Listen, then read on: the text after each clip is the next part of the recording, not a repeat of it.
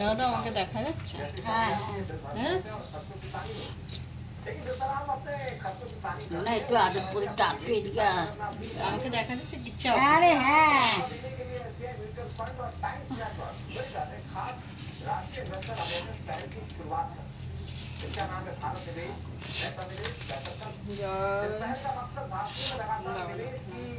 চব্বিশ পরগনা জেলা অধুনা বঙ্গেতে 84 চাকলা গ্রাম মহকুমা বারাসাতে শ্রী রাম নারায়ণ ঘোষাল তথা বসতি শ্রী কমলা দেবী তার ধর্মপত্নী সতী একদা পত্নীরে বলে রাম নারায়ণ তব এক পুত্র মরে করিবে অর্পণ সেই পুত্র গৃহত্যাগে সন্ন্যাসী হইবে তার পুণ্যে বংশ মোর উদ্ধার হইবে অতঃপর 3 পুত্র তাহার লইয়া পুত্রে দিতে মাতৃস্নেহে রাজি না হইল তারপর এলো তবে চতুর্থ সন্তান সন্ন্যাসী হইতে তারে করিলা প্রদান এই শিশু সামান্য নয় বলেন সকলে নানা সুলক্ষণ তার রয়েছে অঙ্গেতে ভগবান গাঙ্গুলি থাকেন কচুয়াতে সংবাদ পেয়ে তিনি আসেন দেখিতে মহান পণ্ডিত ব্রহ্মজ্ঞানী নিষ্ঠাবান ব্রহ্মতেজে দীপ্ত দেহ অতি জ্ঞানবান